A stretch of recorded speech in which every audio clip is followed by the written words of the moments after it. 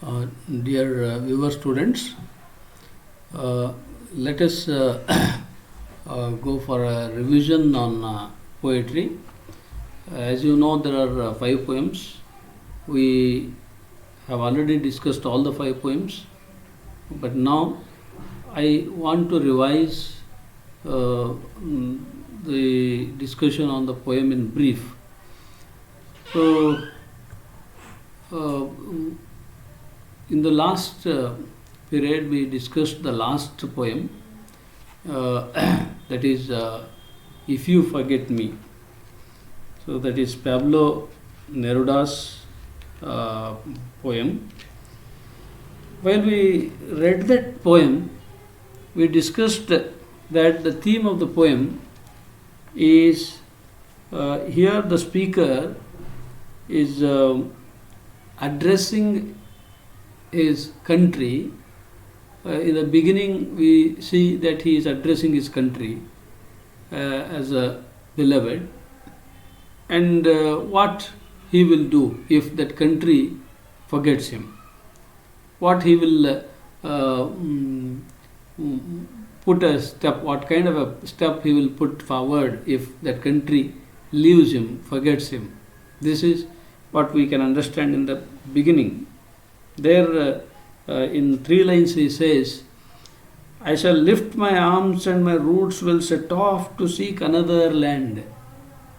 I shall lift my arms and my roots will set off to seek another land. Means I will root out my connection with my native country, and we go in search of another land, and there I shall stay there, and I accept that country as my land. So this is how he expresses his stubbornness or eccentricity as an individual, that he is ready to forget his country forever if that country forgets him. But in the last part of this poem, we see the shift from his country, affection towards country, to his beloved. Here in the last few lines he says, if each day a flower climbs up to your lips to seek me, ah my love, ah my own, in me all that fire is repeated. See, my love feeds on your love, beloved, he says. So here we see that he is addressing his beloved. So in two ways we can understand. One is that he is addressing his country, and another he is addressing his beloved. So in this way we can understand this poem. Pablo Neruda ಒಬ್ಬ eccentric personality, eccentric poet. ಮತ್ತು ಈ ಪೋಯಮಲ್ಲಿ dual ಮೀನಿಂಗನ್ನು ನಾವು ಕಾಣ್ತೀವಿ. ಒಂದು meaning ಏನಂದರೆ, ಅವನು ಮೊದಲು ಹೇಳ್ತಾ ಹೋಗೋದು ಅವನ ತಾಯ್ನಾಡನ್ನು ಉದ್ದೇಶಿಸಿ ಹೇಳ್ತಾನೆ ಅಂತ ಅನಿಸುತ್ತೆ. ಅಂದರೆ ನೀನು ಮರ್ತರೆ ನಾನು ಮರಿತೀನಿ, ನೀನು ಮರ್ತು ಹೋಗ್ಬಿಟ್ರೆ ನಾನು ನಿನ್ನ ಸುಮ್ಮನೆ ಬಿಟ್ಬಿಡ್ತೀನ, ನಾನು ಇನ್ನೊಂದು ಲ್ಯಾಂಡಿಗೆ ಹೋಗಿ ನೆಲೆಯೂರ್ತೀನಿ, ಅದು ನನ್ನ ತಾಯ್ನಾಡು ಅಂತ ತಿಳ್ಕೊತೀನಿ ಅಂತ ತುಂಬ ಎಕ್ಸೆಂಟ್ರಿಕ್ ಆಗಿ ತನ್ನ ತಾಯ್ನಾಡಿಗೆ ಅವನು ಅಡ್ರೆಸ್ ಮಾಡ್ತಾನೆ. ಇದು ಫ್ಯೂ ಲೈನ್ಸಲ್ಲಿ ನಮಗೆ ಎವಿಡೆಂಟಿಕಲ್ ಆಗಿ ಕಾಣುತ್ತೆ. ಯಾವುದು, I shall lift my arms and my roots will set off to seek another land ಅನ್ನೋ ಈ ಸಾಲುಗಳಲ್ಲಿ ಇದು ನಮಗೆ ಎವಿಡೆಂಟಾಗಿ ಕಾಣುತ್ತೆ. ಅದಲ್ಲದೆ ಮುಂದೆ ಕೊನೆಯ ಭಾಗದಲ್ಲಿ, ಪೋಯಮಿನ ಕೊನೆಯ ಭಾಗದಲ್ಲಿ ಇನ್ನೊಂದು ಮಾತು ಹೇಳ್ತಾನೆ ಅವನು. ಏನು ಹೇಳ್ತಾನೆ ಅಂದರೆ, if each day a flower climbs up to your lips to seek me, climbs up to your lips to seek me, ah my love, ah my own, in me all that fire is repeated. ಅಂದರೆ beloved ಅಂತ ಮುಂದೆ ಹೇಳ್ತಾನೆ, your love beloved ಅಂತಾನೆ. So if that beloved goes on asking for him wherever she goes, if that beloved goes on asking, each day a flower climbs up to your lips to seek me, Every day, wherever she goes on seeking for him, she goes on asking for him, climbs up, the flower climbs up to your lips ಅಂತಾನೆ. ಅಂದರೆ ಇಲ್ಲಿ ತನ್ನ ಬಿಲವೆಡ್ಗೆ address ಮಾಡ್ತಾನೆ ಅಂತ ಅನ್ನಿಸ್ತಾ ಇದೆ. So ಈ ಪೊಯಮನ್ನು ನಾವು ಡ್ಯುಯಲ್ ಮೀನಿಂಗನ್ನು ಈ ಪೊಯಮ್ನಲ್ಲಿ ಕಾಣ್ಬೋದು.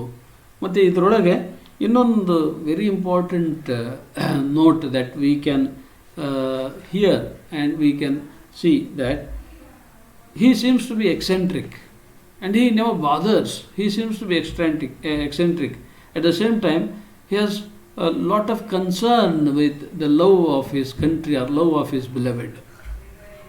He never bothers about it on one hand, and on another hand, he is very much concerned with his love towards his beloved or towards his country.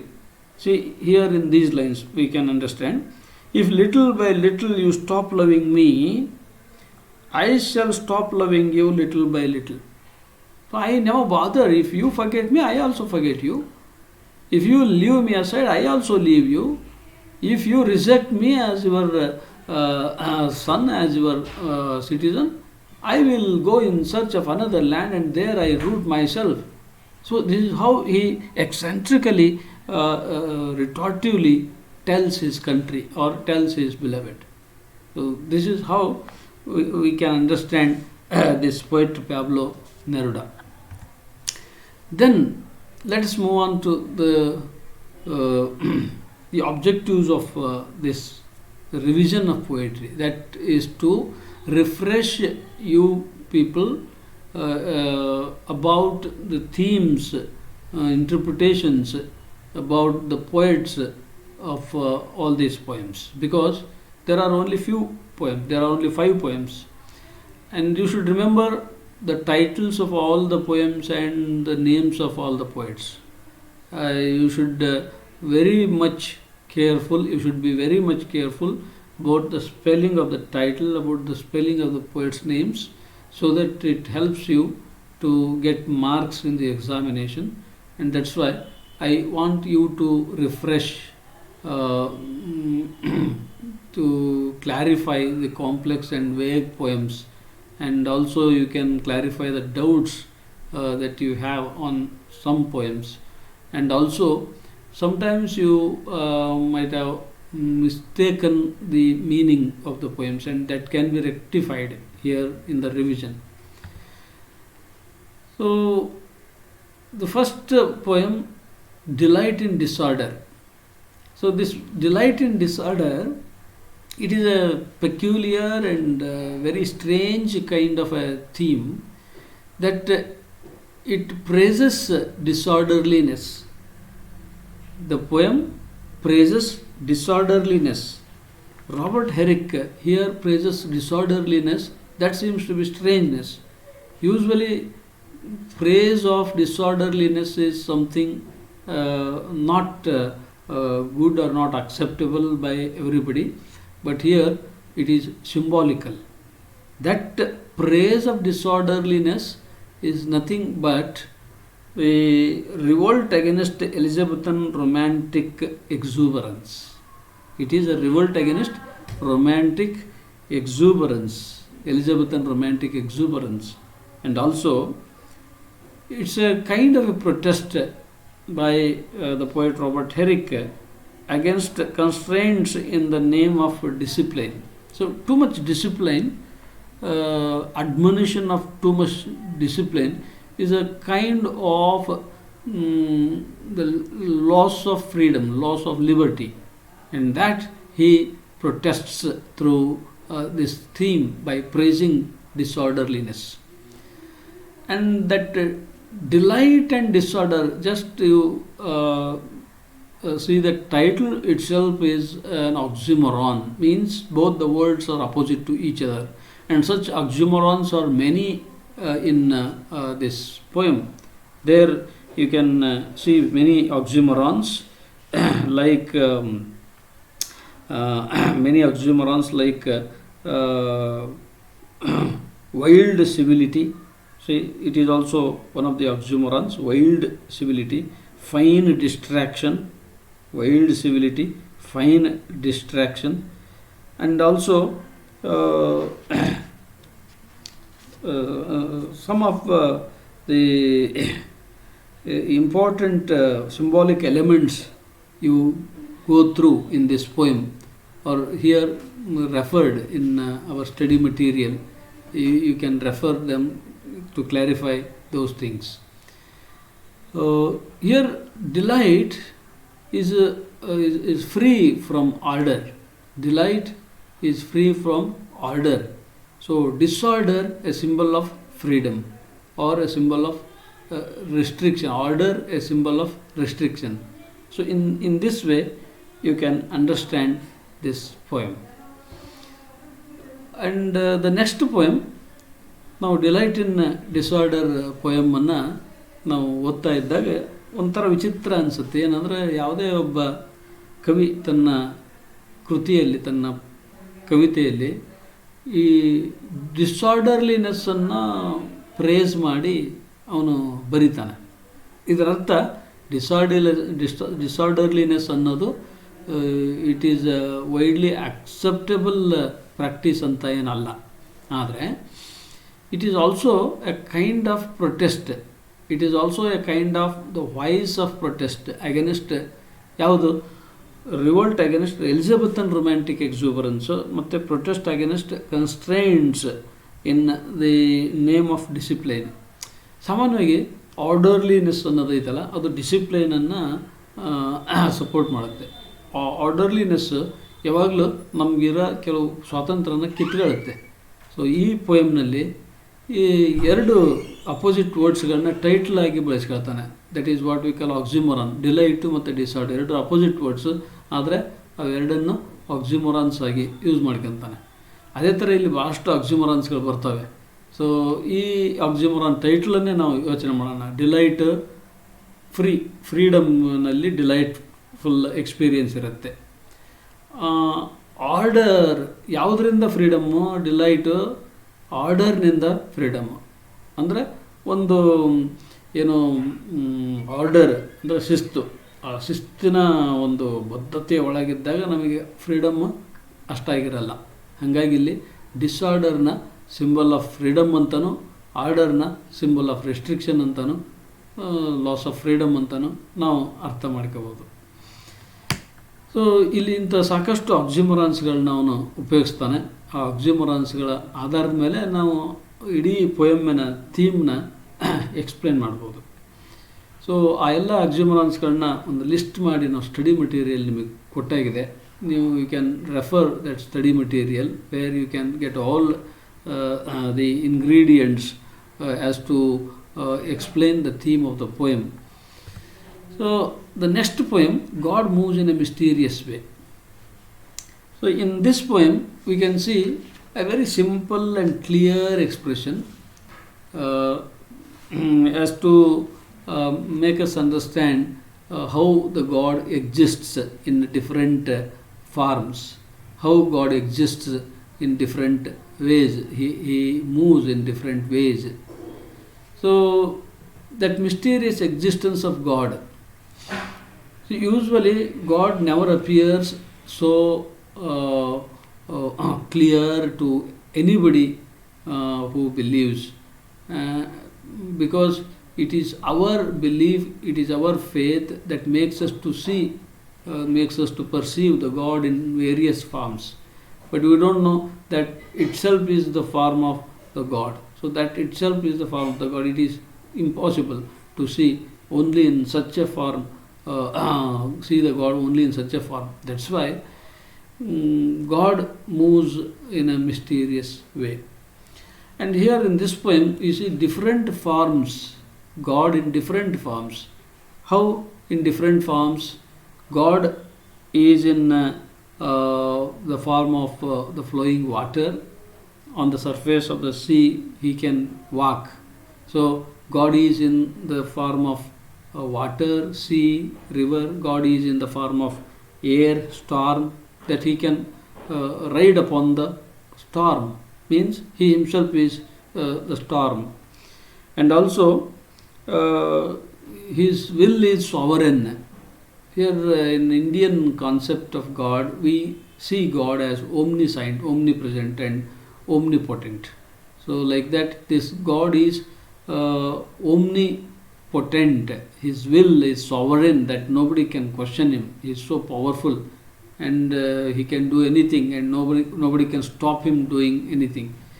And also, God is terrible, at the same time he is lovely and joyous, and at the same time he is painful. He gives pain to us, at the same time he gives us joy. And he appears terrible to us, at the same time he smiles, he loves us, he appears lovely.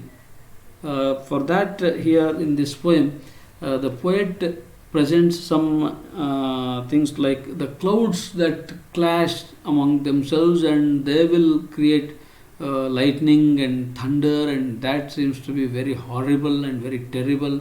It shakes our soul, heart. It makes us fear, so horrible it seems to be. But at the same time, it downpours the rain, which is the source of life, and that itself is the providence of God, that He blesses upon us by bringing rain to us as the source of life. ಈ ಪೋಯಮಲ್ಲಿ ದೇವ್ರನ್ನ ರೂಪನ ನಮಗೆ ಇವನು ಯಾವ್ಯಾವ ಥರದಲ್ಲಿ ತೋರಿಸ್ತಾನೆ ಅಂದರೆ ತುಂಬ ಸಿಂಪಲ್ಲಾಗಿ ಕ್ಲಿಯರ್ ಆದ ಎಕ್ಸ್ಪ್ರೆಷನ್ ಮುಖಾಂತರ ನಮ್ಗೆ ಹೇಳ್ತಾನೆ. ಏನಂದರೆ ದೇವರು ತುಂಬ ನಿಗೂಢ, ಅವನ್ನ ನಾವು ಕರೆಕ್ಟಾಗಿ ಇಂಥ ಫಾರ್ಮ್ನಲ್ಲೇ ಕಾಣಬೇಕಂದ್ರೆ ಆಗಲ್ಲ. ಅವನು ವೇರಿಯಸ್ ಫಾರ್ಮ್ನಲ್ಲಿ ನಮಗೆ ಕಾಣ್ತಾನೆ. ಹೆಂಗೆ ಫಾರ್ಮ್ನಲ್ಲಿ ಕಾಣ್ತಾನೆ ಈ ಪೋಯಮ್ನಾಗ ಹೇಳ್ತಾನೆ ನೋಡ್ರಿ. ಅವನು ಸಮುದ್ರದ ಮೇಲ್ಮೈ ಮೇಲೆ ನಡ್ಕೊಂಡು ಹೋಗಬಲ್ಲ ಅಂದರೆ ಅವನು ಎಂಥ ವಂಡರ್ಫುಲ್ಲು ಗಾಡ್ ಈಸ್ ಅಂತ ನಮಗೆ ಆ wonderful form of God can be conceptualised when we listen to this kind of expression in this poem. ಆಮೇಲೆ ದೇವರು ಗಾಳಿಯ ಮೇಲೆ ಕೂತು ಓಡಬಲ್ಲ, ಗಾಳಿಯನ್ನು ಓಡಿಸಬಲ್ಲ ಕುದುರೆ ಥರ, ಅಂದರೆ another form of God it is. ಮತ್ತು ದೇವರ ವಿಲ್ ಐತಲ್ಲ, ಅದು ಸಾವರಿನ್ ವಿಲ್. ಸಾವರಿನ್ ಸಾರ್ವಭೌಮವಾದಂಥ ಒಂದು ಶಕ್ತಿ. ಅದು ಎಂಥ ಶಕ್ತಿ ಅಂದರೆ ಯಾರು ಅದನ್ನು ತಡೆಯೋಕ್ಕಾಗಲ್ಲ, ಯಾರನ್ನು ಪ್ರಶ್ನಿಸೋಕ್ಕಾಗಲ್ಲ. ಮತ್ತು ಅದು ಎಲ್ಲ ಕಡೆ ಏಕಕಾಲಕ್ಕೆ ಇರುತ್ತೆ. ನಾವು ಇಂಡಿಯಾದಾಗ ದೇವ್ರನ್ನ ಹೆಂಗೆ ಕಾಣ್ತೀವಿ, ಅವನು ಓಮ್ನಿ ಪ್ರೆಸೆಂಟು, ಓಮ್ನಿ ಪೊಟೆಂಟು ಮತ್ತು ಓಮ್ನಿ ಸೈಂಟ್ ಅಂತ ಕಾಣ್ತೀವಿ ತಾನೆ. ಅವನು ಸರ್ವಾಂತರ್ಯಾಮಿ, ಸರ್ವಶಕ್ತ ಮತ್ತು ಸರ್ವಜ್ಞಾನಿ ಅಂತ ಕಾಣ್ತೀವಿ ತಾನೆ.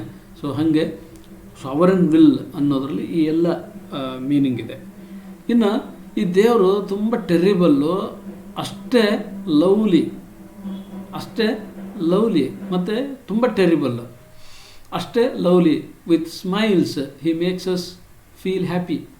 ಮತ್ತು ತುಂಬ ಜಾಯನ್ನು ಕೊಡ್ತಾನೆ, ಅಷ್ಟೇ ನೋವನ್ನು ಕೊಡ್ತಾನೆ. ಫಾರ್ ಎಕ್ಸಾಂಪಲ್ಲು ಇಲ್ಲಿ ಒಂದು ರೆಫರೆನ್ಸ್ ಬರುತ್ತೆ. ಏನದು ರೆಫರೆನ್ಸ್ ಅಂದರೆ, ಈ ಮಳೆ ಬರೋದಕ್ಕಿಂತ ಮುಂಚೆ ಮೋಡಗಳನ್ನ ಒಂದಕ್ಕೊಂದು ತಾಕಲಾಡಿಸಿ ಭಯಾನಕವಾದಂಥ ಗುಡುಗು ಸಿಡಿಲನ್ನು ತರ್ತಾನೆ. ಸೊ ಭಯಾನಕವಾದಂಥ ಗುಡುಗು ಸಿಡಿಲನ್ನು ತರ್ತಾನೆ. ಅದು ನಮಗೆ ಭಯ ಹುಟ್ಟಿಸುತ್ತೆ, ಆದರೆ ಆ ಭಯದ ಹಿಂದಿಂದನೇ ನಮಗೆ ಮಳೆನ ಸುರಿಸ್ತಾನೆ. ಯಾವ ಮಳೆ ನಮಗೆ ಸೋರ್ಸ್ ಆಫ್ ಲೈಫ್, ನಮಗೆ ಭವಿಷ್ಯ, ನಮ್ಮ ಸುದೈವ, ಅದನ್ನು ಸುರಿಸ್ತಾನೆ ನಮ್ಮ ಮೇಲೆ. ಇನ್ನು ಇವನು ಅವಾಗವಾಗ ಸಿಟ್ಟಿಗೆ ಹೇಳ್ತಾನೆ. He is angry against us, but at the same time he smiles at us. He is angry against us, he smiles at us, he loves us. So he gives us bitter taste, at the same time he presents us the sweet taste as gift. And that's why God is his own interpreter. What kind of God he is, we cannot understand so concretely. We cannot say this is God and this is not. So God is in many forms, and that's why don't go and test that God and that test of God is in vain. Test of God is completely useless. It is not fruitful, and that's why you need not test the God. So God is His own interpreter, and He will make it plain. ದೇವ್ರು ಮಾತ್ರ ದೇವ್ರನ್ನ interpret ಮಾಡಬಲ್ಲ. ಹಾಗಾಗಿ ನಾವು ನೀವೆಲ್ಲ ಹುಲುಮಾನವರು. ನಾವು ಆ ದೇವ್ರನ್ನೆಲ್ಲ interpret ಮಾಡೋಕ್ಕೆ ಹೋಗಬಾರ್ದು, ಟೆಸ್ಟ್ ಮಾಡೋಕ್ಕೆ ಹೋಗಬಾರ್ದು. ಒಂದು ವೇಳೆ ಹಂಗೆ ಟೆಸ್ಟ್ ಮಾಡೋಕ್ಕೆ ಹೋದರೆ ಅದು ವ್ಯರ್ಥ ಆಗುತ್ತೆ ಅಂತ ಹೇಳ್ತಾ ಪೋಯಮ್ನ ಮುಗಿಸ್ತಾನೆ. Then you see, when we two parted, here the poem deals with the theme of separation.